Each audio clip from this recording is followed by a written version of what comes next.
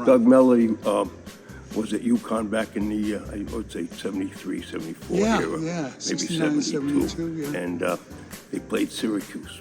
And they're coming home on the bus, and he's bouncing the ball on the bus. So somebody on the team said, bet you can't dribble the ball all the way to Storrs, which is a 4-hour ride. So we kept dribbling and dribbling and dribbling. And the team took a collection, okay, for $50.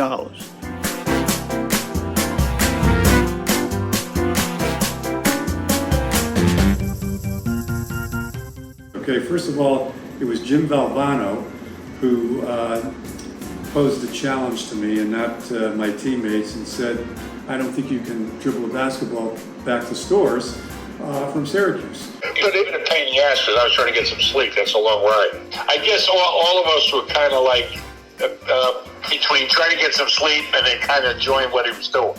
You doze off maybe, and then you wake up and then you cheer him on, and it got to be pretty funny. And by the way, I was just dribbling with my right hand, just to work on my right hand and do something constructive on the way back.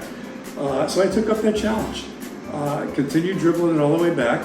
He gets to field house, okay, still dribbling, gets off the bus, still dribbling, into the building, rear area, still bouncing. And then as we approached the campus, somebody upped the ante. And by the way, the bus driver threw in money as well.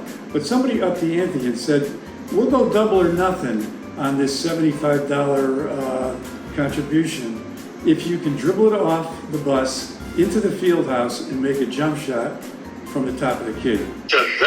Excellent with the ball. He found the open man.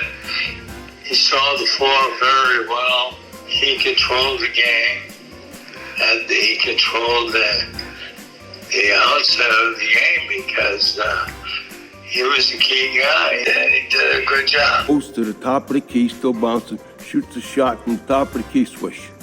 I had nothing to lose because it wasn't my money. So I said, sure, let's go.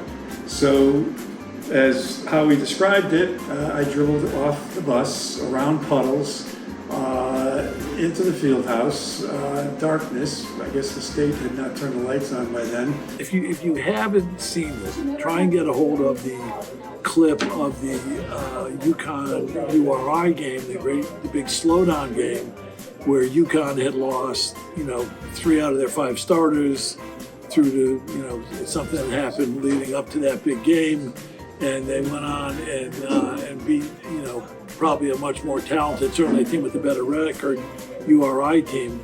And at the end of the game, Doug is dribbling the ball around looking like, Bob Cousy, like a lunatic, going around in circles, guys are chasing him and stuff.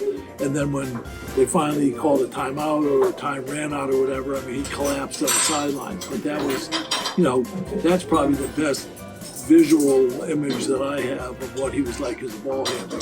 I was a rich man for $150 back in 1971, I think it was, which would probably be worth about $1,000 today. And the NCAA would probably call it out as a violation. Anyway, that's how the story goes.